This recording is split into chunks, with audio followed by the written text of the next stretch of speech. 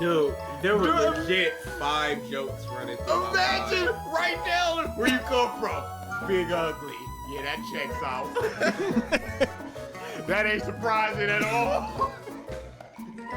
Big Ugly West Just look at Virginia. your ID. Are you the mayor?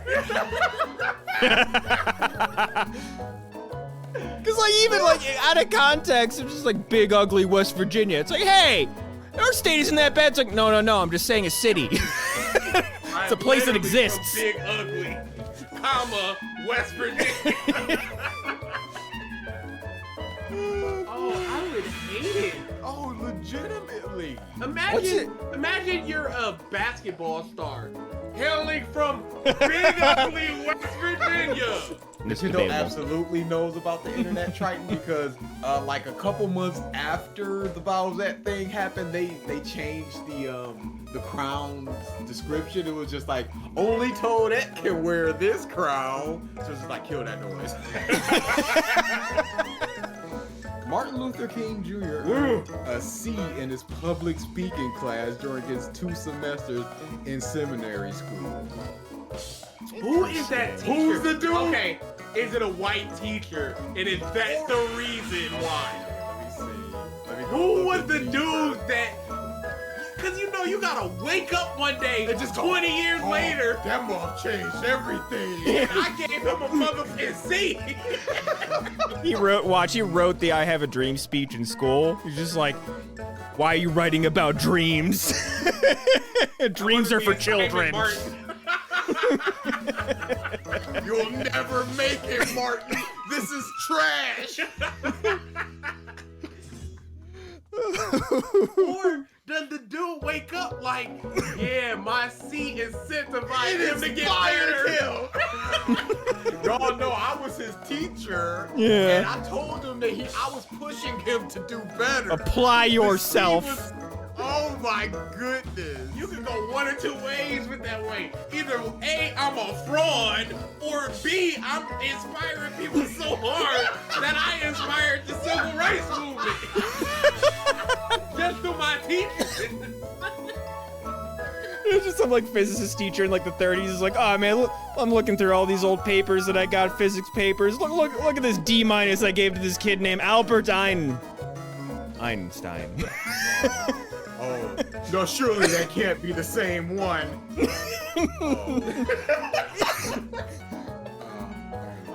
Dude, imagine Stephen King in a creative writing class.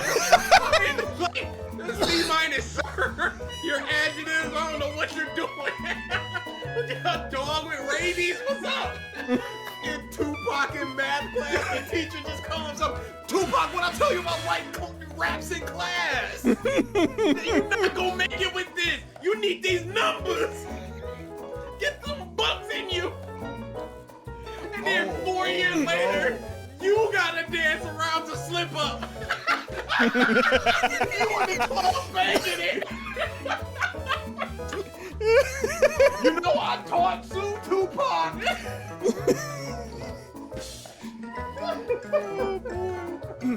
Oh, dude, I would never sleep. I'd be shaking. The PS5 in a year has outsold the Wii U's lifetime sales. Y'all leave the Wii U alone. Try his best. Hey, consumers did. Accurate? That's not. Yes, it is. Going for. Early Yes, it is. adopter. Exactly what we're going for. Oh, dude, I will never forget that woman with all them Wii U's in the back of her car, thinking she was gonna flip them boys. Oh, someone tried to do that near you guys? No, it's a viral picture. Oh, okay. I don't remember that. You never seen it? No. Oh, dude, I'll look it up. I think I've seen this. It's unfortunate. Let's see what else we got. Well, actually. Yep, all I had to look up was Wii U woman. Wii U woman. Oh, this is gonna be Get good. some. Get some, y'all. Let's see, Wii U woman. No, I already got it on for you. Okay. Where's it going? So he posted it in chat. Oh, okay. Yeah, I can look at it. Yeah. Oh no. scalper beautifully boned. Oh, and those are like even. Ooh. There's probably like 2 per box in the boxes behind her too. Yikes. That boy's in a back seat and everything. Yeah, you can see him on the console. Dude, this is at least 10? She's like, this is my retirement. Yeah, she thought she was gonna flip these for double, because remember, the Wii was having supply issues, so this is the next console of the Wii, so why wouldn't I do it? She didn't find it odd that she can buy in 15 of them? Day one in the store. Yeah, I was, because of like what the day I went through trying to get a Wii when it first came out, where I lucked the fuck out. By someone's generosity, which, where's that in this world? Where I was just so concerned about getting a Wii U day one, where I just walked into GameStop, I'm like, do you guys go Wii U's? Yeah. Oh. Okay. And no waste there, bruh. Yep. Remember at my GameStop, they had a tower of them built just for people to grab and go. Yeah, why? You ain't even gotta pay, Pimpin'. Just go ahead and take it. Because they thought it was gonna be another Wii situation where they were just gonna fly off the shelf. They probably overstocked and everything. Oh yeah, GameStop for real had that problem. Please take these. We need to put we have another display that we need to put here. $100 off, please, anybody. Can I get this keychain? Absolutely. And here's Scott. your complimentary Wii U. I'm good. Wii U featuring the upcoming great title, Zombie U. Remember that one? That was one of their big They hype ported it. titles. They ported Yeah, they it to like ported it. PlayStation. Yeah, PlayStation 4. It was on PlayStation Plus. I played it at a con. That was a fun game. It was decent. I got it because it was a I launch game. will just never forget that trailer. Everybody's just like, end? What? Nobody Oh, I cares. remember Mike hyping that bullshit up. Oh, I remember. It's so innovative where you're just like, a zombie's coming and you gotta look down and go shit, and try to get your thing, as opposed to pause, find item. Oh, I remember you hyping that bullshit Yeah. up. Oh.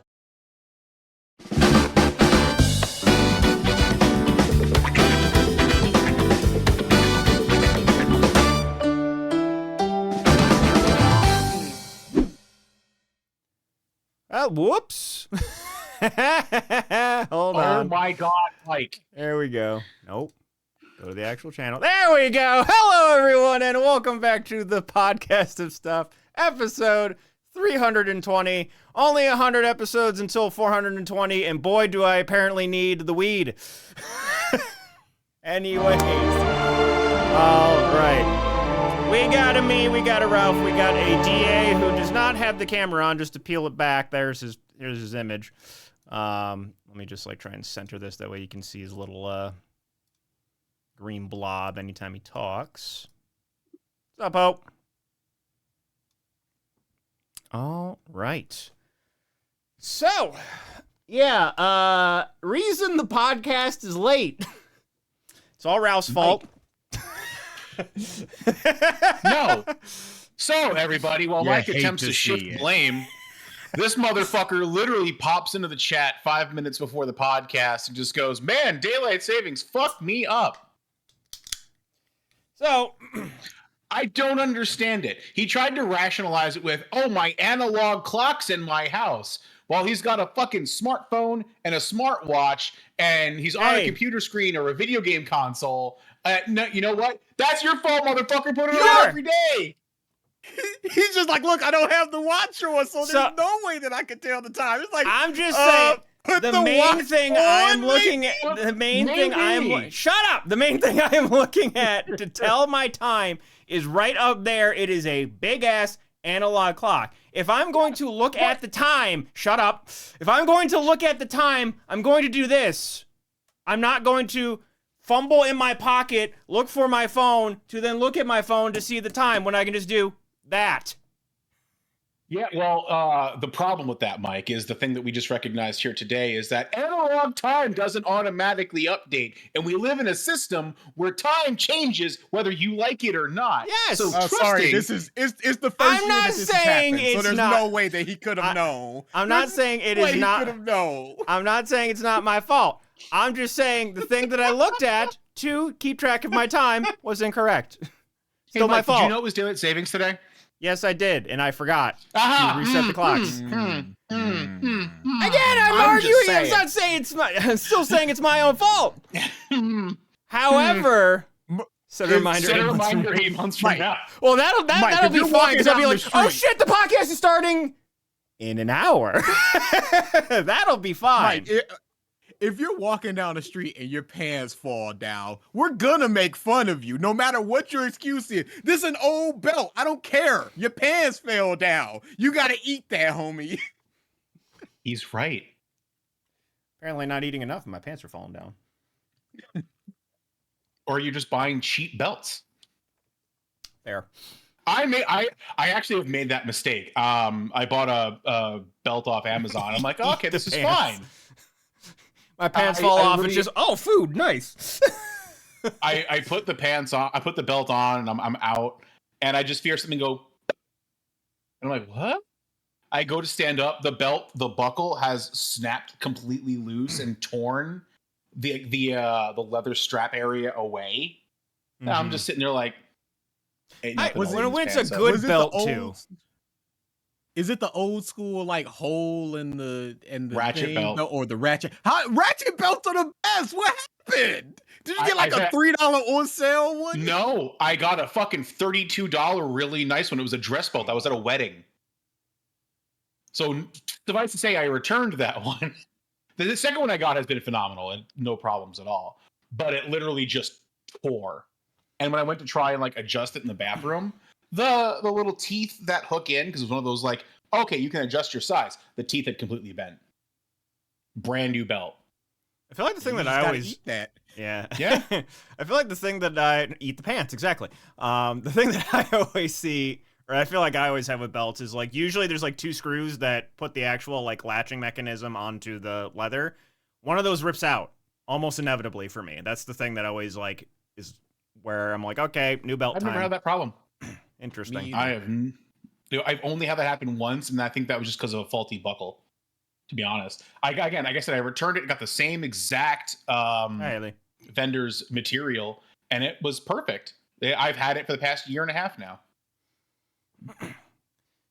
Set a reminder. Am I enjoying Sagem Tekken Slam? I am not watching it. I'm not. What is Sagem Tekken I'm Slam? guessing a Tekken tournament that is happening right now. I know actually some that would make Smashers entered, like some Hello, Smash Haley. commentators. But I myself have not been watching. I've been playing Final Fantasy religiously. And not looking at clocks. Not looking at clocks. Nope, It's not terrible. at Not all. looking at correct clocks. Yes, there you go. Yeah. To be the most fair. Yes, BG will not be joining us. He's a little sick boy. Oh, he's sick. Oh, he's sick. Yeah. How sick? What are we talking here? Normal sick. No C. The C has not returned. It's just a normal sick, but he's been sick for a couple of days. So Gotcha. Dude, Amber Not too. great. She's been sick for a week. Oh man, that Like sounded like everybody getting sick again. one of my colds. Nothing compares to you being sick, Mike. A fucking strong wind I gives don't know. you the fucking BG flu. has thrown in some contenders. I feel like BG. But Mike, you're at a steady 40%, so that's not fair. I think your constant sickness is worse than like every month or so you get a big one. It's not every month or so. First of all, it's No, I'm every- saying BG every month or so he gets a big one, but you're at a constant 40 and you drop to like a 20 and you're just like, but your normal baseline is 40. I'd say 60. I'd say No. 60's my No, baseline. Mike. No. No. Calm No. down. We're your friends and we love you, but no. That's like saying, well, I'm 5'11" and 3/4 and 1/100th of a millimeter. It's like, shut up. That's what my doctor says every time. It's like, just give me the fucking inch. Do it, please. That is a true ass Ladies. Is a true It's a statement. good thing you didn't catch whatever plague she has, because when we were playing Helldivers, she just sounded rough. But she came through. Hey! Finish him. We don't get that one often. Oh, the temp image. Oh, we got a is raid. over. Yep. Hey, what's up, John? Mr. Subasa no AMV Pro. Do you Mike travel, does not travel often. Not like often, but like every year. At the very least, I usually make a yearly trip to Florida to go visit my dad, but it's mostly just we travel more because we end up going to him. yeah. You are traveling more now just by virtue of your job. Jesus Christ. Tomorrow I get to go to fucking West Virginia again. Woo! Looking forward to that. You pit stopping in Columbus at the airport again? I think that's Probably. We've got 4 stops between here and there, so I don't know where the fuck we're stopping. Is the airport that tiny near you? It's a private jet. We have stops to make. People are getting off the plane at various stops. I see. Yeah. Okay. I So, didn't realize it's gonna take you were. I didn't realize you were flying like that. I know some business people. Yeah. They're just like, here's a commercial plane ticket. No. Get on it. No, we own a small fleet of private jets, so we fly around. Net jets? Our corporate employees. No. Again, ours. We own them. They're Well, our jets no. that we have our There own are pilots certain for. things you can do for NetJets where you own the plane. It's just NetJet services it for you. Nope. It is literally our company owns the jets. We supply the everything for it, including the pilots. They're on our tenor and everything. So it's fully private. Like everything else with our company is fully private. But yeah. I'm not looking forward. It's a 3 and a 45-minute flight, and then a 45 to 55-minute drive. Just in the middle of nowhere. I'm going to be at this location for maybe 5.5 hours. It is totally worth my day. Beautiful. It's fine. Beautiful. It's fine. It's fine. All right. Before we get into things, your weekly reminder: Black Lives Matter. Stop Asian hate. Get your vaccines and boosters. Wear your masks in crowded indoor places. BG. Support Ukraine. Support LGBTQ rights. Support body autonomy. Pay your employees what they are worth. Fuck genocide. And be good to one another. You are absolutely right, Jet. He would be dead with his immune system. He would absolutely be dead. I love how I've traveled to multiple places and have been fine. No. You've gone to Florida once a year. That's it. That's all you've done. I've traveled more than that. No, that's it. That's all you've done. If you traveled like DA, you'd be dead.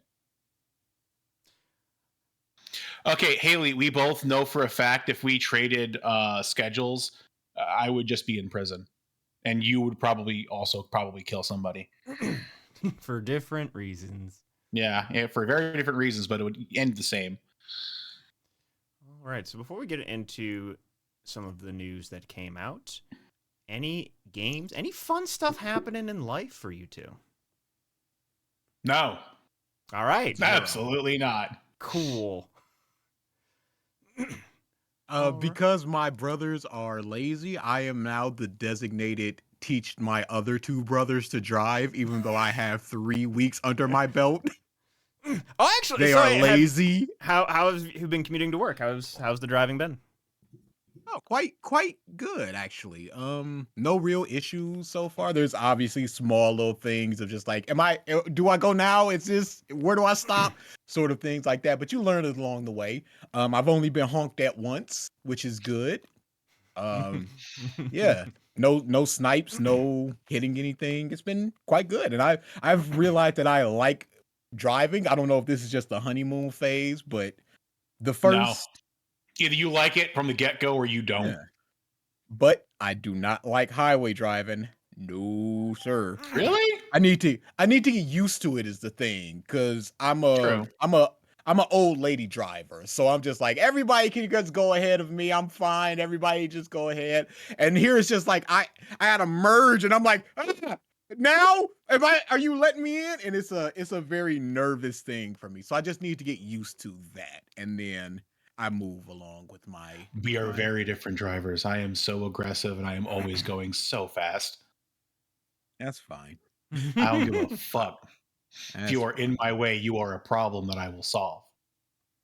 So yeah, so I am because I have an electric and I don't have to worry about gas or anything. They're just like, you take them, and I've been just teaching them what I know, and I think it's really helpful learning from a new driver as opposed to an experienced driver because they're just like, yeah, just do this and then just move on. And one of my brothers is a horrible teacher, but I am more of the I did this as well, and then I'll walk them through my experiences and. It's a lot better coming from somebody who's only, like I said, 3 weeks in. So that's been going well as well. Okay. Cool stuff. Yeah, I mean, it must be also comforting to finally have that peace of mind of if I need something, I can just go do it without the You have figuring it out. no idea. Nope, I don't. Well, it's Motherfucker. It's the royal you, the figurative you. But yeah, I needed some nails for a drill, and I was just like, well, I just got an Amazon. And I was like, no, I don't. Just picked up my keys and left, and I'm like, this is amazing. I'm like, well, I'm like 16, 20 years behind the curve, but people are doing this, and Yeah. That's Ain't a it great nice? skill, right? You don't have to worry about having to wait for a bus schedule or public transit or walking. Uber You can Eats, grocery deliveries, all that. Crap. you have the world is now at your fingertips, and it's outstanding. He is about to become the slowest walker on the planet. Not having a car has been the linchpin. I've got is an dead. elliptical, and I've been keeping up. Don't worry about my leg. We're gonna see him and ask, "Did you get slower?" As we're all just fucking beelining past him. DA, did you skip leg day? Guys, don't worry. I'm just gonna Uber to the building. It's a block away, DA. No, I got it. The next time we see him, just all the working out and the cardio, he still has like this roaming dad bod, and he's just like got the gut. He's like, "I'll catch up." It is what it is. I've accepted it. Johnny Bravo it up. He'll still do all the like upper body workouts, but just the legs will be just slivers. Speaking of upper bodies, can you just buy your brother gloves and end his misery? He has to handle his own business because I do the exact same thing more than him, and I'm fine. His little tiny baby hands and his little tiny T-Rex fingers, that's the problem. I'm not getting extra small gloves for this man. He needs to worry about his own self. I missed something. What happened? Look at my calluses. Get out of here. What happened? You're not on Twitter enough. You're not on Twitter enough. Apparently. BG posted that he needed glove recommendations because the calluses were killing him. So I made a suggestion. Like, hey, I don't use gloves because, like DA, I have man hands. But I have multiple friends who use gloves. You don't work out; it's fine. And I'm like, hey, my friends swear by these. And he's like, oh, and I hear, okay. Then I see him posting it on Twitter with his calluses. I gotta start taking these recommendations seriously, motherfucker. Do it. Pull the trigger. Disgusting. He just needs to bite the bullet and buy gloves, or somebody needs to do it for him because his hands look like trash. He's looking to get an electric too, from what I saw as well. What? I said he's looking to get an electric as well. Which, okay, I don't know. This doesn't make sense to me. Oh no. Because that is one tweet that I did no. see of his, where he's just like, I was thinking hybrid, now I'm thinking electric. I'm like, do you plan on making any form of long distance road trips? Because if so, then the electric cars that you would want to get are going to be way pricier, and B, not time efficient because waiting to charge. Teslas, again, you can charge roughly in 45 minutes to an hour, but other EVs, not really forever yet. Until they collectively all get on the supercharging network, or they use the same plug as Tesla. not really time or cost efficient. So usually it's like you want to have both if you want to do long distance trips. And his response was, if I want to do long distance trips, I'll just rent a car. That sounds expensive as fuck. It is expensive as fuck. So Renting a vehicle is not cheap. yeah. Let's not do that. Your brother, let's face it here. These two are pretty much known for either taking 1,000 years to make the right decision or making 100 bad decisions before the right decision is fucking finalized. I don't know if I can say- denying, Senator. Uh-huh. All right, you know what I was Uh-huh. gonna say? I don't know if I can say that about DA, and then Yeah? Oh, yeah, I'm done no. my There- dirt. He knows. He fucking knows. But just like, nah, get a hybrid. Especially him, all the trips he plans, that list of shit he keeps posting on Twitter. I'm going here, I'm going there. Vegas. Motherfucker, you can drive from Detroit to Texas. You can make that trip and spend maybe $150 in gas. That's still cheaper than your Greyhound ticket on a hybrid. nah. You go electric, you can do that, sure, but it's not going to take 2 days to get there. Unless you're getting a Tesla, like Mike said. Yeah. At So, that like, point, Hy- it's super expensive. Yeah, just get a Especially for hybrid. the range that you Stick want. with it. If you're like him and you want to do all these trips, now you don't have to fly. Sure, you're taking more time to get there, but if you were already planning on taking a bus or renting a vehicle to get there, that hybrid, you're automatically in the better green zone when it comes to cost efficiency. Just stick with the hybrid. But he'll make his own decisions. Just good luck. Yep. All right. So, Other than that, it's been a pretty light week. Not too much to talk about. So can we just sort of yep. end it here? I guess Yeah. we're out of No topic. No one has died. No businesses have been shut down. There is no war in Ba Sing Se. Not There in- No, was no no big State of the Union YouTubers address. retired. Yeah. He's officially Dude, retired now, right, Matt Pat? Yeah, as of the 8th, yeah. Bonkers. It's big over. I dude. know the city he lives in. The bigger thing is he actually at the end video, he got Scott Cawthorn, the guy who made Five Nights, to actually be on video, which he doesn't do. So that was also still really impressive. Yeah, very nice. And the Very man nice was for actually- Scotland. And he was put together. Like the last time you seen him was like behind the scenes of the Five Nights movies. He looked like a homeless person. He just was had a fucking shirt and jeans. yeah, he was in like a fucking emerald colored crushed velvet fucking jacket with a nice button up shirt, trim beard. He was dialed up. And we're just like, wait, what? that's Scott. Yeah, wild. End of an era, but good for Matt Pat. He did his due. He's moving on to his own new projects, was letting the big bulk of the work be done for the theory channels by his new theorists.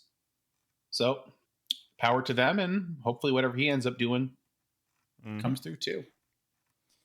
So, DA, now that I have roughly played the last 3 Persona games, I still need to do the end bit of 4. But at the very least, I know the main chunks of the stories of, well, besides the DLC, which, yeah, actually, first announcement. Everyone, I feel like they even said Alice was like, basically everything that we wanted to put in the game is in the game. Psych! DLC! Crazy. Yeah, the We knew that answer was is coming. coming out.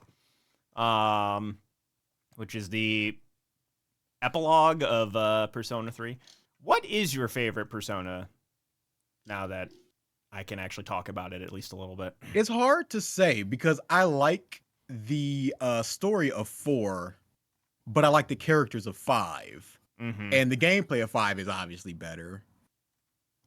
But I think the music of 4 is better. It's bouncing back Really? and forth like that. Yeah, Oh, I would put 5 head over heels over both 3 and 4. I know you would. I know you would, and that's fine. But I'm not gonna fight you about that because I Cut 'em understand out. where you're coming from.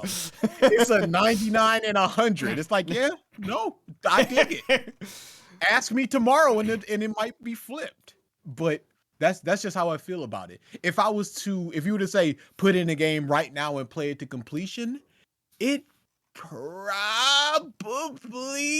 that's hard to say. Mhm. Can't even definitively say that it would be 5 or 4. So it's not really a favorite. I think so I'm just gonna cop out. And I'm gonna say that I think that overall 5 is better, but I enjoy 4 more. Okay. Done. There you go. I could agree with in terms of the story. I could definitely see it. But yeah, the gameplay, especially if you went from 5 to 4, someone who did that, it's rough. Yeah, it's pretty a lot rough. more antiquated. If it gets the remake treatment, which I know BG would probably be pissed off, but I would be game for it just to get it in that same style as 3 Reload and 5. But yeah, having finished 3, I might like the story of 3 more than 5. Might. I'm still mulling it back and forth. And the answer might change that once the DLC comes out, which we got basically a full year to wait for. It comes out, I think, in September. I missed my chance to buy P5 Royal. It was on sale and I meant to buy it and totally forgot to. Ooh. So I wanted to actually play it. Be prepared for a time investment. Persona games I'm aware. are some of the longest games in existence. That's okay. I'll probably end up starting Final Fantasy Remake tonight after the podcast. Oh, nice. Yeah, that is what I am playing right now, and Rebirth, but getting Not Rebirth, very close to beating Remake. it. Yes, I know. I think Rebirth is coming out PC end of April. I believe I saw beginning of May. I have not looked or paid attention. Yeah, they said that there'd be a few months that it was going to be PS5 exclusive, then it would release to PC towards the early summer. Gotcha. All right, some tiny tidbits of announcements before we get into the bulk. Hey guys, Avatar: The Last Airbender, we got book 2 and 3 are coming. Woo! Nobody care. Anyways, I always say this: take what didn't work and throw it away. Take what did work and keep The it. whole fucking thing. You have a lot of people who have done a lot of content, and you have a lot of tweets and things like that. Take it and learn from it and move on with it. That's all you got to do. It's a very easy process. Don't do a big committee. No, we know what we're talking about. We know what we're... No. This is for the fans. Take it and... They need to restructure the entire bending system. They need to change their episode length or count to not rush or trim what fat they can to make it make sense. But their pacing was trash. The bending was trash. The character development was god awful. I mean, god awful. Have either of you actually watched it yet? not yet. Not DA? yet. Okay, so you guys don't even know how bad this is. Like I've told you, but the first episode alone made me so angry. I haven't been that mad since Dragon Ball Evolution. I've been thinking about it, and that was my reaction. I have not been that upset by something since DB Evolution or Aragon. That reminds me. I think you retweeted it. I need to pull that up. Oh yeah, that was an amazing tweet. Yep. Jason, Justin Chatwin, Yep. outstanding. But yeah, no, you need to watch it because we should do like an episode on it because there's so much possibility for this thing to have been so good, but they missed the entire boat on what Aang is, what his friend group is, what their character arcs were meant to be, what the world was. Let me put it like this: do you remember that scene? In book 3 where Aang is at the firebender school and they're talking like the misinformation of the airbending military, and Aang's like, there was no air nomad military, they were just monks. The motherfucking air nomads were a militia basically in the series. Like it bad, dude. It's just they missed the mark completely. It will be watched soon. Good luck. I struggle. We had an announcement of the next Super Mario Bros. Movie, animated movie on Mario Day. Nobody cares. Coming out April 3rd, 2026. We got a bit. Nope. People care. People Nobody cares. liked that movie. Nobody cares.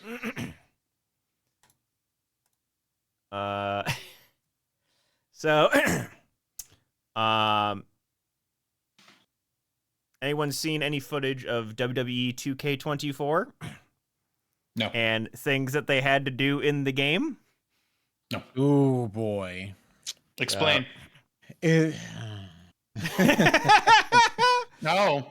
Oh, that good. So, because at times they had to use archival footage of WWE for some of the like cutscenes and stuff in the game, which included Oh no. a certain person or persons. Uh-huh. So they had to do this. They had to scrub it. Oh. Yeah. They just didn't have the time, so they were just like, "Look, you guys know what's up." Wow. So I can't blame them. Yep. They had to blur out Mr. McMahon. You know what they should have done? They should have leaned in and done the Kong Skull Island thing of just using a JPEG over him. Of that same raptor. Yeah. Yeah. That would have been the best way to go. Yep. But the thing about this is, I don't think, and I may be mistaken, but I don't think they've ever done something like this with Benoit. No. Did they ever show archival footage of Benoit in a game? I don't think they ever did. They had to have. They did in the Eddie had first some game big after moments it happened. with them. I'd have to look back into it, but I don't think like I said, I don't know if they ever just like, look, we're just not even going to show it, or they just showed it, or they just cut around it. But I would have remembered it being this egregious. Mm-hmm. I think he was in one game after everything happened, and then after that, it was just cut. Like he just didn't exist anymore, which is what's going to happen from now on, of course. But apparently, I didn't realize this. The Oscars are happening today, but honestly, the only cool thing that I'm seeing out of it is on the red carpet, the visual effects team, besides Godzilla -1, have little miniature Godzillas with them on the red carpet. They are carrying them around, and weirdly, all of them, men and women, are in heels. More power to them. And now, that's really all I had in terms of small bits of news. We get into the big stuff. The first thing that happened is Rooster Teeth. After 21 years, is shutting down. Warner Media, which owns them, is shutting the doors. They, I think, not even half a year ago, shut down Achievement Hunter fully. Or actually, It was the Achievement Hunter shut themselves down, but the writing was on the wall. correct. And now Rooster Teeth itself completely being dissolved. They had spent the past year shopping around for a buyer for the company itself, and there was nobody interested in buying Rooster Teeth. And that, I think, is actually more damning than the fact that they're even closing. Nobody saw value in them. I think it also was a lot of distinct from the whole Correct. mistreating the employees and stuff like Yeah. that. If they were just a normal business, I think they would have gotten some prospective buyers. But I think it's just the complete and total. You look them up and it's just like whole accounts of people just going, I was mistreated. I was called all sorts of names. I was discriminated against. You don't want that. Mm-hmm. That's what I mean. It's like there was nobody interested in touching that company. That we knew it was a matter of time, which is a damn shame because the company did do some great things and they really did help change the landscape of early YouTube. They are responsible for a lot of the way They content existed is delivered before now. YouTube. They were What I'm trying pioneering to say is online they video. changed. What I'm trying to say is let's face it, like the way we see game content changed with Achievement Hunter. Mm-hmm. Like I'm not even talking about the machinima shit. Sure, that was before YouTube. That was on fucking not Justin.tv. That was early Twitch. That was on like fucking Vimeo and all that shit a long time ago. No, they hosted everything themselves. They never put their stuff anywhere else until Achievement Hunter and Really? YouTube. Yeah. Everything was on redversusblue.com or roosterteeth.com. Didn't know that. Yep. But Cyber, the only contractor, so like Casey Lee Williams, who does the music for Ruby, she does not work at Rooster Teeth. She just did the music for Ruby. They just hired her to do the music for Ruby. That is it. That is how Was not people a like contracted employee. Yeah, that is how people like her found out. The employees themselves were in an all hands meeting. We actually during the Helldiver stream, someone that Amber works with apparently used to work for Rooster Teeth and got re-invited into the corporate Slack and got to see basically in real time the meltdown of everything that happened. Just kind of nuts. I would have loved to have been a fly on that wall. Yep. Could you imagine being a former employee and seeing that go down? Bonkers. But yeah, most of the basically all the employees that were working for Rooster Teeth were employed by Rooster Teeth, found out in an all hands meeting that day. But Death Battle is also Dunskies because Death Battle / Screw Attack was owned by Rooster Teeth, who was owned by Warner. So Death Battle is also done. It is gone. I know there are certain properties that they might be shopping around as well. So Ruby. Carrie already said that Ruby is being shopped around for potential buyers. Yep. And there have been multiple interests put out already. Not by online people for- with actual money. No. I mean, there are certain companies that have already come out and said they're interested in talks. Mm-hmm. And I've seen that a few times. Not just the YouTube animators. Yeah, I've seen that. former animators were wanting to potentially buy it, but Yeah. I don't think they got the money. No, I've seen a few other companies being like, yeah, no, I know. I think I saw a tweet yesterday that there's already been like 2 real like animating businesses that have reached out for the rights to it. I think Crunchyroll might be one of them. Okay. Which would make sense. That's what Crunchyroll had what is that contract? They had a release contract with them for Ruby as well. So if Crunchyroll buys it, we'll see. So like Ruby has the best chance of being acquired. Genlock rests solely on the shoulders of Michael B. Jordan. He's the only one that will even think about reviving that. An abject failure. You can do nothing with the license. Get rid of it and forget about it. Let it just be buried. It's over. We're done here. Nah, man. Let the good times roll. So hold on. Here's the thing. In that case, the Rooster Teeth website goes down and their YouTube goes down. All the places that Genlock is uploaded goes away. And at that point legally. Yeah, but I'm saying after that, we've just got pirated copies, and that will just continue. Or the Blu-rays. Did they Physical make media is Blu-rays? dead. Physical media is dead. There's no way they printed Blu-rays of Genlock. They printed Blu-rays of everything. Hold on, let me see. If they did, I want it. I honestly do want it. Yeah. Yep. They got it. Unbelievable. You can buy it on Amazon. Amazon for $5. Season 1.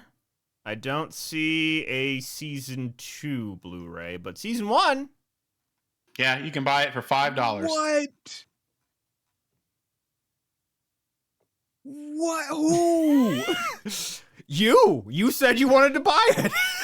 Whoa! Now that it's in front of me, I don't think I want it anymore.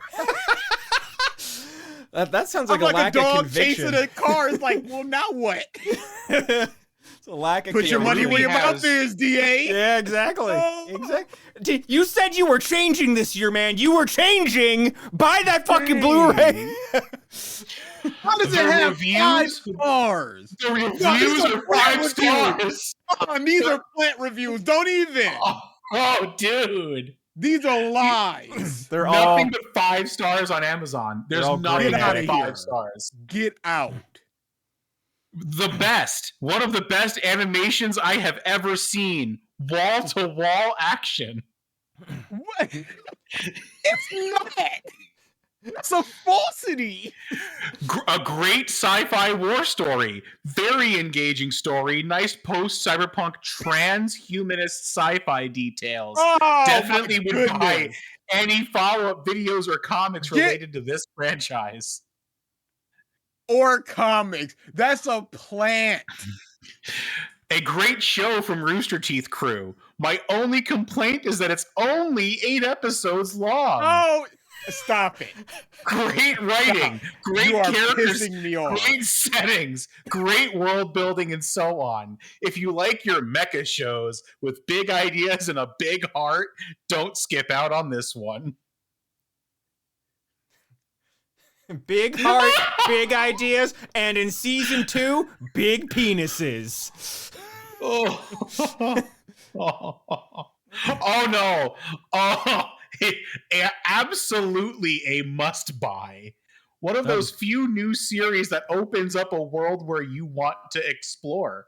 Great robot action also poses a world of self-identification quandaries.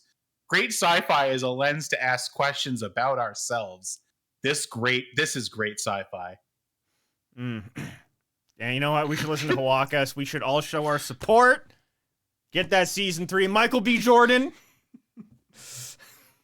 If you're listening. Oh my god. A library near me has season 1 on DVD, and I stare at it every time I see it. I think DA had a fucking seizure. Is it? Yes, Alfonso, that is the good season of Genlock. Oh my god, dude. How are people that deluded? Because they aren't deluded, they were paid to write those reviews. 100%. It's slimy. Oh, It was a man. gray haddock, black haddock, orange haddock.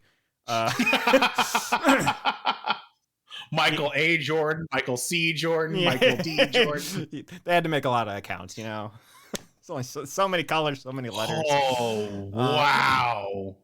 But and then the other thing, I don't think anything else like is worth enough. Like Death Battle, you're getting into a very litigious area, and then the only reason that anyone would buy the rights to Red vs. Blue is to do the last season of Red vs. Blue, which was already announced. No, apparently they're making it. So from what I was reading, it sounds like Red vs. Blue will be written, recorded, and released prior to shutdown. Okay, if that is true. That's what I was saying, that they were planning on finishing up what's already in development, and then it's just over. But of course, that's still subject to change. Because WB could have said, sure, finish up what you're doing, and then they say, okay, great. WB just goes, no, you're taking too long. You're done. Bye. Mm-hmm. Alfonso, I would say the first 13 seasons of RVB are very good, personally. After that, no. But first 13 seasons, good stuff. And then this last season is going to be written by the creator of Red vs. Blue, one of the founders of Rooster Teeth, who wrote the first 10 seasons of Red vs. Blue, Bernie Burns. So if it does come out, that will be like the last potential hurrah of that comedy of his writing, at least in terms of that show. But yeah, As far as Ruby goes, go ahead. I honestly do not think that it will be animated. I think that it is going to go to a different media. Yeah. I think that it's over for that. You think Ruby's not going to get produced anymore? As in, nobody's going to pick it up? Or what are you saying here? I think somebody's going to pick it up, but they will not see worth in it to put in for animation, because word out there is just like the animation costs for 1 minute like $30K. And it's like, that's really not worth it based upon the returns that you're getting. I don't think that people are going to support it that much to make it worth it. So I think that it's either going to be a comic or a game. 2D? Maybe 2D. An actual animation? Anime? But then you get into those people that are just going, this isn't Ruby anymore. Ruby is a part of that. It was the big 3D aesthetic of it. So then you start getting those people dropping out. Well, I mean, here's the thing, and here's my only counter argument to that one, is that Monty did that with 3D animation because that's what Monty knew. He wasn't a 2D animator. He liked to use all the rigs and to do that shit with 3D assets. See, that was what his skill set was in. Now, if a company buys the rights to Ruby and decides to make it a 2D animation, but actually knocks it out of the park, I could easily see that being a structural success as a release. And Sure, but then people currently are going Monty's vision and bringing up that. So if you go to a completely different media like that to tell the story, you're gonna get those people. True, but there is a way around that, and that's as if they reinstitute the rule of cool, which is what was lost after Monty for the most part. If they have somebody who can take the reins and be like, "Hey, this story was supposed to be fun. The way this combat action and all this animation flowed was supposed to be rule of cool. Like, if is this badass? Cool, make it work." If they can make that a thing and a focal point again, I could see the people who are like, okay, they got Monty's vision right here. I will consume this medium. Sure, but that was a lot easier to do back when it was lower stakes. Now you're fighting Satans and big old giant 80-story whales and stuff like that. When you got like a bird that you need to fight and you're like, hey, let's do a big wire thing and cut off his head, that's fine. But when you just go and try to do the Satan and then she blows up and reforms herself, there's no cool, hey, we're gonna do checkmate and beat the big robot. That gets lost there because it's like these people may actually die and they're fighting for the sake of the world and not just fighting a robot that's trying to steal some dust. So the cool thing is going to get overshadowed by the stakes. It's true. But again, if you can find a way to do it the way Monty intended, with that being a blend of high stakes but fun, which is very doable. We see it all the time too in other animations. Again, Avatar exists. Like the Last Airbender was full of the rule of cool. Does this make sense? Barely. Is it awesome? Yes. I mean, let's face it, the entire fight with the Aang and the fucking Fire Lord was just a whole bunch of fucking wild shit that we were like, holy fuck, never seen that one before for 3.5 seasons. So, I mean, it can be done. It's just a matter of who gets the rights to it and how much or what the person who's put in charge of it has the like aspirations or like vision for. I also think that a lot of people's expectations will probably be tempered, and I don't think there will be as much of people like with pitchforks being like, it's not 3D animation because the alternative is the show dies. Correct. So it's either you get something or nothing. So yeah. I mean, again, I loved the premise of Ruby. I really loved and hoped for its success in the early stages, and then it just went off the fucking rails. Like, I genuinely enjoyed it, and then it didn't. So if somebody wants to reboot it as a 2D animation for the sake of cost efficiency and make it work, hell, put it out on Netflix, fine. I fucking would love that personally. I don't care. I think that'd be great. If it goes on Crunchyroll, sure, even better. Let's get Studio Trigger to fucking do Ruby. I'm in. Like, we can do it. Mm-hmm. But it all depends on who gets their hands on it. And I hope that it can find some good ground to stand on, but we'll see in time. I'm just going, if a studio were to pick it up, they wouldn't be picking it up going, all right, time to get creative. It would be, how do we get the most amount of money from this? And to do that, you would just put out the show, and inevitably people will watch it.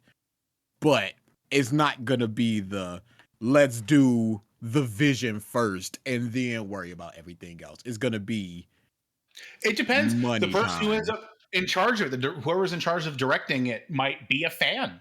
You never know. It happens it happens now and then. It's very rare when it works out, but it happens. I mean, let's face it. If the crew if the pirate crew for One Piece didn't love the fucking series so much, they would have nearly as much passion to make that live action what it was. We may find ourselves in a similar scenario to Ruby. Oh, again, we won't. That's a rough one though. Some oil tycoon out there with $1 billion just going, finally. Okay, hold on. So my the teeter on the wheel on that one is going to be we live in an age of crypto billionaires, homie, and let's face it, those motherfuckers probably fed on Ruby. So GameStop millionaires. Yeah, dude, it could be a thing. There could be a crypto billionaire out there going, man, Ruby's up for sale. I'm gonna buy it. Okay, you hear that voice that you just made? You know what's the next word out of their mouth? Feet. It's gonna be a foot show, homie. That's their cool. That's their Oh no! Where's Jet? I just need a picture of that's their cool, and you can just fill in the rest. Just put BG's face in there somewhere, please. Oh boy, That's all I would ask. But no, God, you're right, but still, no, hope not. A giant finger on the monkey's paw curls. Some GameStop millionaire with integrity and a vision. Oh, Feet. some weird foot guy. Who's like, finally, legal Ruby foot stuff. Oh boy. I don't know why the word legal in that sentence made it even worse. I don't like that. I don't like that at all. Justified. No. Behold we're not- my vision. Feast, brothers. Stop. Stop. Ooh, I mean, feast, Jet, brothers. do you mean Overwatch? Jet, I think you mean Overwatch. Fair. But to turn it back a touch serious, a Jesus. teeny bit serious. It's I'm not necessarily like sad more than bittersweet about the ending. I am sad. absolutely. I am sad for the people that obviously are losing their jobs. A lot of very passionate people for the shows that they worked on. But I have basically was a fan of Rooster Teeth, exactly, Nehru, for like 17 years? Since the start. Yeah, since the start. It was you like were in it. season 3 or 4 of Red versus Blue, before YouTube existed. I'm Yeah. fairly certain. Or right around the start of YouTube. So that was like the first like community I was a part of. I signed up for roosterteeth.com. I was You were grandfathered part of in. the first program. It used to be called the sponsor program. And I was grandfathered into that for like a decade plus, where I was only paying like $5 a year. And then when they're like, hey, you got to pay like $50 like the rest of them. And I'm like, no. But yeah, I mean, I was basically there for. You know what, Mike? You're so selfish. That's why the company went under. Yeah, Your $50 would have saved the business. Darn. But I mean, big fan of Red versus Blue. Was a big fan of early on Achievement Hold Hunter. on. Pause. Jet, excuse me? He only knew of Ruby because of the porn. Sure. That's I'm believable. having. What? Yeah. The porn Reddit has more members than the actual Ruby Reddit. Yeah. What? Yeah. I'm not a wholesome person, Any but I've not come across this. show that is going I to have have come across it. any show, you are not helping the allegations, my friend. Any They're show that legal has enough. female. Oh yeah, no, yeah, you ain't beating the allegations, dude. You were a straight diddler moment right back in the wings, buddy. Yeah, Like, come on. any show that has a female fronted cast, dude. Yes, but again, it hasn't come across me in that I've seen a few here and there on Twitter, but nothing near the amount that I've seen for like Overwatch, Valorant, League, any of those. Well, those have Nowhere bigger. even Those have close. bigger. Like it's a wider range there. But Maybe Yeah, because you I have- just With Overwatch and stuff like that, you have access to high quality models that anybody can basically open source do whatever they want with it. So you can just pass off one Mercy model can get 50 porn things about it, and you gotta do the root. Hey, Dan, why do you know so much about this? Don't worry about that. EA. I just want to hear. I just want to hear that equation again of one Yeah. model equal 50 porns. One model equal 50 points. But yeah. Oh my god. Oh, he's diving in. I went to the subreddit. 202,000 people. Diving in groin first. Jesus Christ. But but a lot of the There's a things post in here for somebody to fucking buy the series. That's funny. Hey, is there a rich member of the Reddit who wants to buy Ruby? You could own all the nudes. But but a lot of the Ruby is, like you said, the rule of cool. They have some good character designs. You look at them, you go, hey, look at that. And the Coomers out there looking and go, hey, look at that. The what now? Coomers. You don't know? Is that too deep for you? I don't know pull that that one. back. You want to explain? Explain, DA. Context clues. What do you think Coomers mean? I have the context clues in front of me. I want you to explain it. You got it. Whatever you're Chat thinking. doesn't. Yep. Chat doesn't. Explain to chat. Chat does. Chat does. Okay, Let's be thank real you. here.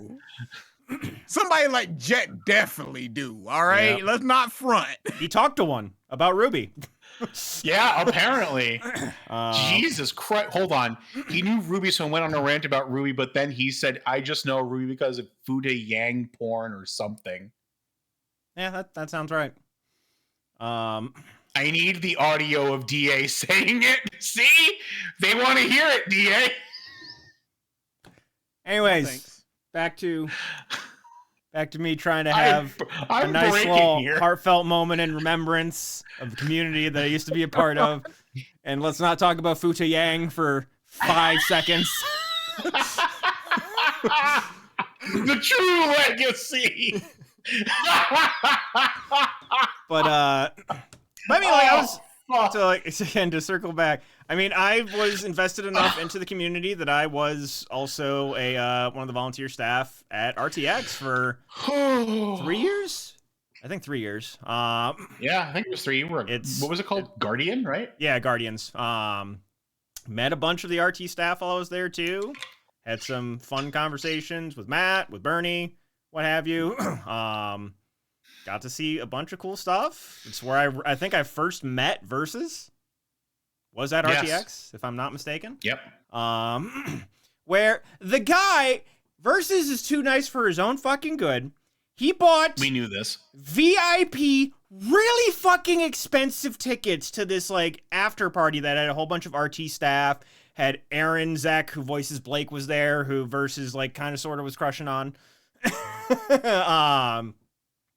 And we went to go see, I think it was one of the Spider-Man movies. It might have been the first Tom Holland Spider-Man. I'm not remembering. And we were like sitting, just hanging out at some bar. And I'm like, what are you doing for the rest of the night? He's like, no. We were about to go see the movie. That's right. He had bought a ticket to go see the movie. He's like, yeah, I was going to go to that VIP party, but I'll go see the movie with you. I'm like, dude, fuck me. I'll pay for your goddamn ticket. I will give you the money for the ticket you spent. Go to that fucking party. What are you doing? That sounds like Drew. But yeah, it was a lot of fun. And then just obviously they had the issues. They had a bunch of very awful people that ended up being revealed that worked at the company, did very terrible things. But there was also a lot of good, fun, funny, nice people that did work there as well. And yeah, definitely like a large chunk of my life personally, in terms of entertainment and time spent. And I'm hoping everybody that did work for them lands on their feet. I know I follow the main tech lead there, and I guess they did a farewell stream a couple days ago, and the tech team basically said that the servers, because obviously a lot of interest for that stream, they got hit hard. They basically got DDoSed relatively in terms of traffic. Really? They were just like, we had to work fucking overtime for a company that is firing us just to get this stream up and running. But yeah, Farewell, Rooster Teeth. I did snag a couple of Blu-rays that I've been missing before they just go like completely off the grid or Oh yeah. are skyrocketed in price by scalpers. No Genlock though. I'll pass. That one I'll pass on. Howard, do it. Pull the trigger. Hey, join me, brother. Join me. You pull the trigger, I'll pull the trigger. Car payments, homie. I'm sorry, I can't. I'm a poor guy same now. here, fucker. We all have car payments, bitch. I don't know. I'm better than y'all. I don't know. I can't do it. But I'm the coward. All right. I mean, yes, but And then finally, I'd say someone who's probably more informative and is somewhat indirectly influential and somewhat indirectly responsible for all of us meeting. Akira Toriyama passes away at the age of 68. DA, I think I saw the cause. I didn't know the cause of the cause, which apparently he had a fall, hit his head, and then it was acute. Oh, what was it? cerebral hemorrhage. Basically, blood pooled in his head without there actually being like a external Cerebral hemorrhage. Yep. There's also reports that he had a brain tumor surgery earlier in the year, and I had not seen that. Also, yeah, it was a comedian friend of his who reported it. Okay. He didn't. We never heard anything about that either, so he kept that quiet. I mean, he's super private. He was also having health problems during COVID. So that I knew. But yeah, a lot of people are mourning the passing. There's a lot of countries, dude. Entire countries. Yeah, China and Mexico basically had parades in his honor. China is the most surreal, and I hope everyone understands that. China and Japan fucking hate each other. The Chinese and the Japanese do not get along. They hate each other. So for the Chinese government to come out and publicly make a statement calling, Toriyama one of the most influential people ever and giving him that kind of actual recognition is mind-boggling. Mm-hmm. And that is, I think of all things, that right there might be the largest testament to that man's influence. Yeah. Because that's worldwide. That's actually transcending hate. He is almost solely responsible for the proliferation of anime and manga worldwide. Not even slightly. That is exactly. It is him. Without Dragon Ball, anime would have still been. It'd been a lot slower. It would have been a lot slower. I don't think it ever would have gotten there, because without Dragon Ball, you don't have Naruto, One Piece, or Bleach. You don't get them. So we would have never had the big three that modernized anime in the West. We would have never had it. It would have continued to be the same things as it was before Dragon Ball, and it would have stayed a niche. Yeah, just a bunch of different mangakas have given just their own eulogies, basically.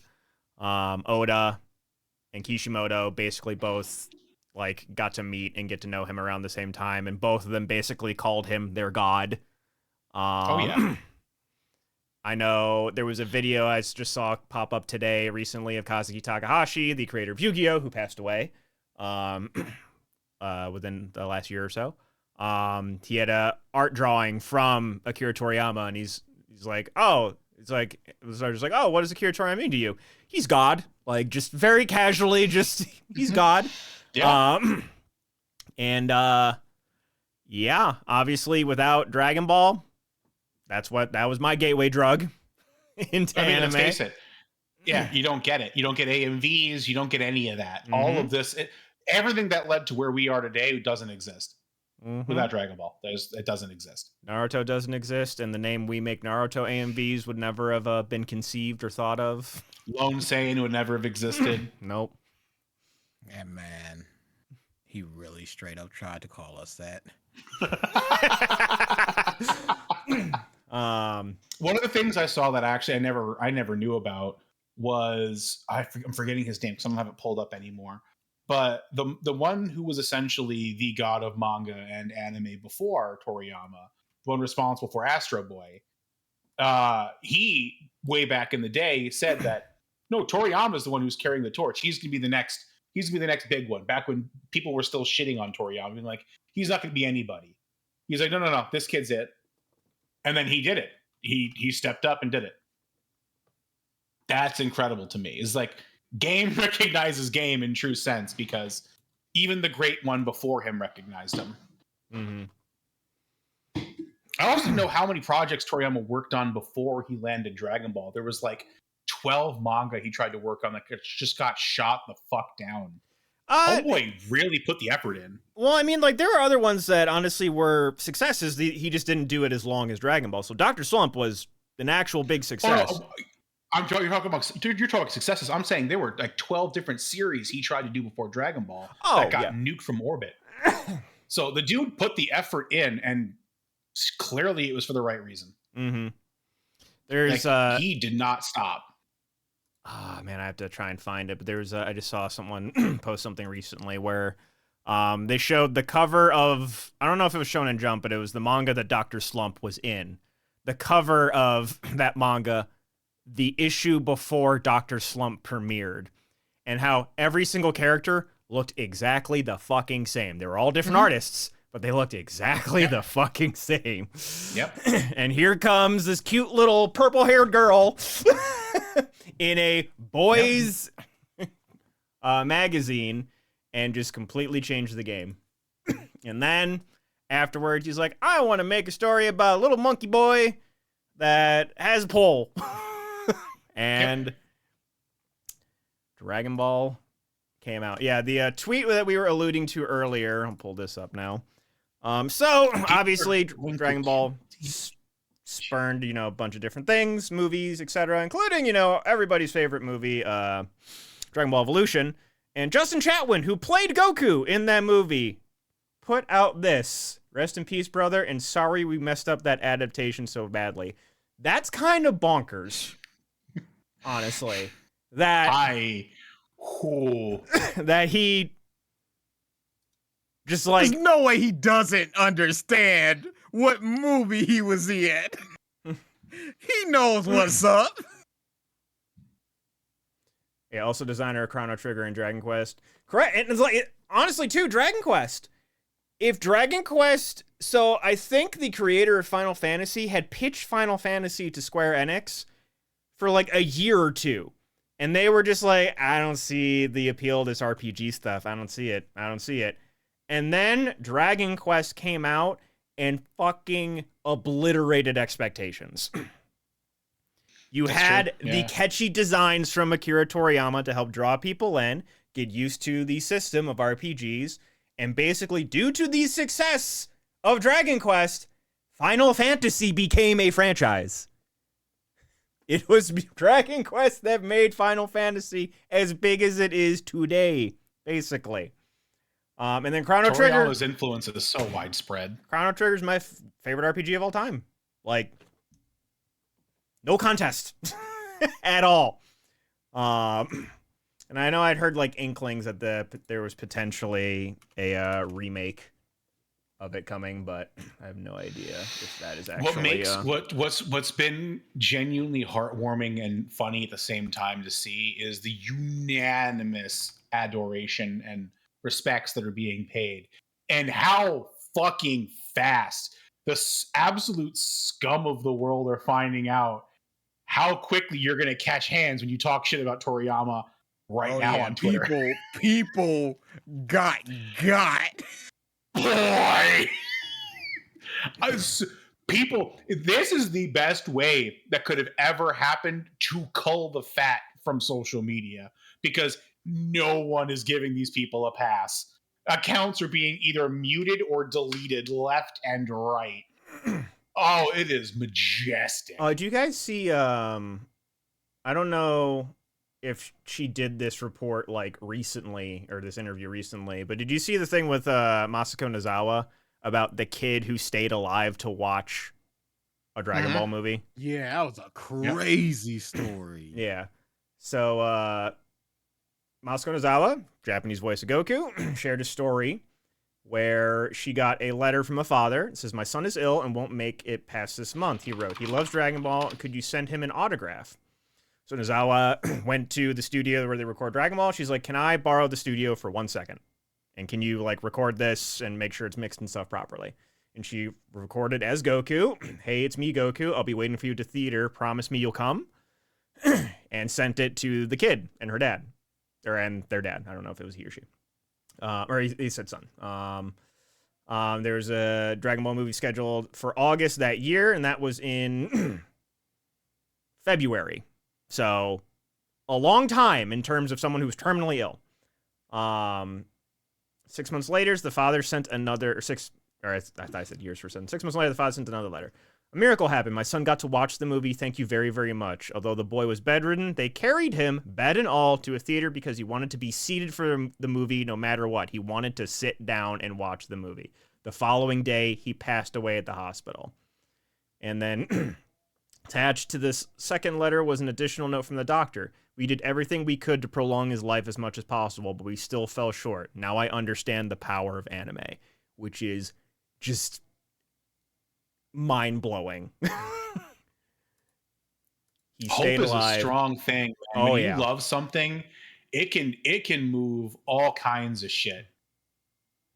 It's crazy. Yeah. I also found that cover. So this was the cover of, it's probably Shonen Jump, but I don't know. Oh yeah, Shonen Jump. It had to be Shonen The Jump. day or the week before Dr. Slump premiered. They all look the same. Oh, dude. Yeah, it is bonkers. And then I don't think this next picture is when Dr. Slump premiered, The but then sideburns, dear lord. But then this is, and that's the thing too. It's like Akira Toriyama. Oh, he only does cutesy stuff, but that's also Akira Toriyama. The middle Dude was picture great. is also him. He just also liked to draw the cute little girl. It's like people get like there's some people out there like us who have heavily critiqued a lot of Dragon Ball shit over the years. We may critique it, but none of us will say we still don't love a lot of the material. You can critique something and still love it. We do. I don't know about DA. I do. I love Beerus. There Beerus you is go. my dude. There we go. But like Toriyama's impact in his designs and the way he did everything is just, you can't trash it. Like we can armchair, critique it as not animators and not mangaka, not writers. We can do all that shit because it's our perspective, it's an opinion, but we still respect the game in the end. The dude's impact is non-discussion. You can't have it like argue. It's inarguable. I kept saying non-discussionable. I was like, that's not a fucking phrase. It's inarguable. There we go. We got there in the end. But like, you seeing all these stories about him come out through the grapevine now, it's like we got Android 19, 20, 17, 18, and 16 on a fluke just because the man was him. He was told by his editor that the designs for all of the androids sucked. They hated them. Like, no, you can't have these as bad guys. Okay, how about Cell? No. Second form Cell? No, this one's terrible too. Perfect Cell. That's your bad guy. Yeah, sure, we'll take that. And then Toriyama said, "Eat a dick, I'm putting them all in." It doesn't get more baller than that. He literally had to keep, okay, new character, okay, sure. New character, okay, sure. Oh, you like that one? Okay, cool. Now I can keep going? Cool. They all come in. Oof. Okay, I was hold on, where'd the guy that did the Dragon Ball Super manga heartbreaking tweet, it said, and I just found it, I was trying to find it. Toyotaro. "I drew manga because I wanted to be praised by Toriyama sensei. It was everything to me." Ugh. Yeah. That hurts. I think the short ones hurt a lot more than the big. Not to bag on the big paragraph ones, but the short ones are just like, yeah. Because Nozawa still had her original one of just like, "I am not in a state to comment right now." That is some of the hardest things Oh, yeah. ever heard. Oh, I'm yeah. like, nah, I dig it. I dig that entirely. Mm-hmm. That they're just like, literally, you're asking me, I can't. Yeah, Mhm. It's not sunk in there's yet. literally nothing that I can say right now. I get it. I do. I get it. Mhm. That's how it is when you care about somebody and they're such an integral part of your life, and now they're gone. Mm-hmm. Like, he handpicked her to be the voice of Goku and asked her to take care of his character. He made it personal from the gate. Mm-hmm. Yeah, just how far. And he also gave hope to every unattractive bald human male on the planet by creating that power fantasy of Krillin getting 18. I mean, he gave hope to everybody. Big ups. We out here holding it down. I think that's your problem. You're too tall. Yeah, I got one thing over Krillin. He was packing more than you. Krillin had the fucking hammer. Oh boy. Only wish I'd shown how Krillin did it so I could copy it. Yeah, it's simple. Just be an awkward fucking nerd. And even if you can fight, continue to be the awkward fucking nerd. And eventually, a tall, strong mommy will find you. That's what Toriyama said. Yeah. Mommy will find you. Just be a nerd. Be the dork. It's kind of interesting too, just because like how his character designs and stuff, especially from early on, were like inspirational to so many. And like I know one of the like critiques that we'll often have for like the newer stuff is it's the same design over and over again. It is kind of hard to top that stuff though that he came out the gate with that was like literally genre defining. Yeah. It's interesting just to think about it. Oh, yeah, no. I mean, let's face it. That was his vision. That was his thing. Now it's cliche because everybody has copied it and everybody else does their own renditions. Including himself. Some have done... Exactly. Some have done it better. Most have done it worse. But the fact is, like, he's no longer the only. Mm-hmm. He reached that point where he's no longer the only. So, of course, again, you're not always going to make winners either. Mm-hmm. Like, to say that somebody cannot be a status of godhood but also not fail, wrong.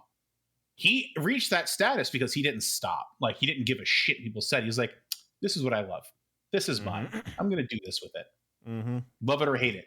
I mean, we had to get through some pretty awful shit with Super, but the Dragon Ball Super movie Broly came out. And that shit was insane. Battle of Gods exists. Sure, Super as a whole may not have been fantastic, but we had moments, to quote some people in this podcast. There were moments. Series of moments. Now, as far as Dragon Ball goes, I'm interested to see the next couple of years because now it's completely by committee. You've got Toyotaro. It definitely still happens because it's what Toriyama wanted to do. So people are definitely going to watch it based upon that. They're going to be more forgiving of it definitely now because this is what he wanted to do. This is the direction he wanted to go through. But after that, I'm seeing Super Saiyan 5 in the next 3 years.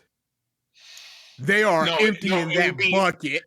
It would be Super Saiyan Ultra Instinct God. Let's get it right. It's coming. Because who's now the person in charge? Because it used to be Toriyama would give his outline to Toyotaro and Toei, and they would take it in different directions with the anime and the manga. Now you don't have that, so who is it? Just Toyotaro who sends it back over, or is it a committee that's going, okay, now bring back Cooler, and then Toyotaro just has to do it?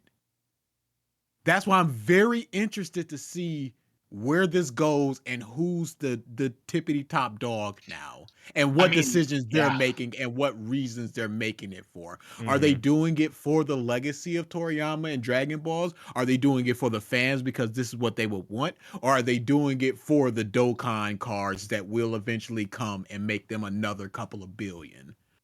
So I think we know our indicator.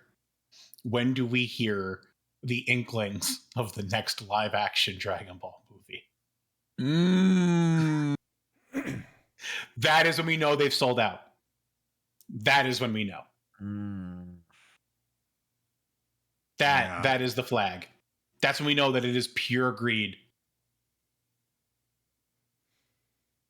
Yeah, like I said, the next couple of years are going to be very, very interesting to see the direction that it goes. It's like my only hope is that his estate, I don't know how Japanese law works when it comes to intellectual property like this, or even if it exists in the same realm. I'm not sure. Maybe I should look that up, but maybe I'll do that later. But if his estate carries the ownership of the copyright and all that stuff, I'm hoping his family doesn't do anything with it. Like they just keep things, okay, here's the properties that he was working on right now, and then we're done for right now, taking a break for a bit. And we don't know exactly if he was just going week by week or if he just had a big book of just like scribbled down, fuse Goku and Vegeta into Ultra Ego, Ultra Instinct, Vegeta, Kakarot, or whatever. And then they just put that in there. We don't know what is out there that was scribbled down. So we don't know what's coming, where it's coming from. That's why I'm just very, very Let's think about that for a second. Does he have one eyebrow? I think they would go no eyebrows because that's more striking, and we haven't really had a unibrow Gotenks that hasn't had that. So we're going that. We're going purple in the middle, white on the sides. All right, done. There we go. I had a thought in my head. Yes, Daima was the last project that he was heavily involved in. Do you think that they would bring in any other mangakas that may have like an inkling of his vision? My first thought was Oda as like a consultant. Think so. I think you don't think so. Okay. I think that Toyotaro worked heavily with him enough for all of these years. I think that they wouldn't disrespect him, especially by just going, "You ain't got the juice, kid. I'm bringing in Oda." Which I don't know if anybody has the balls to touch it besides Toyotaro, who's already been involved in it. Yes, but I mean, like, especially any of the current established mangaka that you're talking about. I think Oda would immediately be like, I want no hand in that. Yeah. Same with Kishi, same with Kubo. Well, maybe Kubo because he's Kubo, but I don't think there's anybody with like shame and pride that would go near this with a 10-foot pole. If they offer, they'd be like, no, you have somebody. Why are you asking? Especially considering this is still in a 7-year gap that it is leading somewhere. So to bring somebody else in while you're on year 5 of this 7-year gap to just be like, all right, now figure something out. That'd be kind of, I think that Toyotaro is the plan. I heard rumblings of his son Sasuke taking up the realms, but I haven't heard anything more from that. I didn't even know his kid's name was Sasuke until I saw some of these posts, which I was like, oh, wait, did Kishi do that on purpose? Was that a gift for Toriyama? Was that a thing? How did Sasuke feel about Sasuke? The world needs to know. One of side stories by other mangakas or tribute would be cool. Yeah. I've seen a bunch of like fun fan art and stuff that people have made. Someone made a fan art of the Berserk writer and Kazuki Takahashi like challenging Akira Toriyama to like a battle in heaven. What I think would be cool, and based off of that idea, is like if the estate or Shonen Jump was like, okay, various popular mangaka, here's a character, make a side story. in honor of Toriyama. Just like delve them out to people. That would be cool. I think they're a little too busy. I think the best that we're gonna get is within the next. They drop whatever they're doing for that. Are you kidding? For a chance for that to honor Toriyama, they'd be like, "Nah, fuck it, I'm in. Let's go. Let's go." In the next couple of issues of Shonen Jump, we're either gonna get a cover of Shonen Jump with all the characters doing a Kamehameha or giving energy to Goku, or they're gonna do something like, hey, here's Goku, draw them in your style, and then they put them all in the. I think that a little side thing is just because these muffs are way too overworked. True. Oh, absolutely. And the money got to keep coming. That's always the number one with Shonen Jump. So hey, that's sad and everything, but where Deku still got to fight Shiggy, so maybe we get to punching. Just trying to see if I could find that artwork. While you're looking for that, the AI art of this has been despicable. Gross. There was one that was Goku and Vegeta carrying a casket with a bunch of Dragon Balls on it, and there were like 11 Dragon Balls, and I'm like, you couldn't even. There's a definitive number at the very least. Yeah. What? Alfonso, what about My Hero? Where did that come into this conversation? He mentioned My Hero. DA did. Oh. It was a nothing burger of a chapter. Yeah.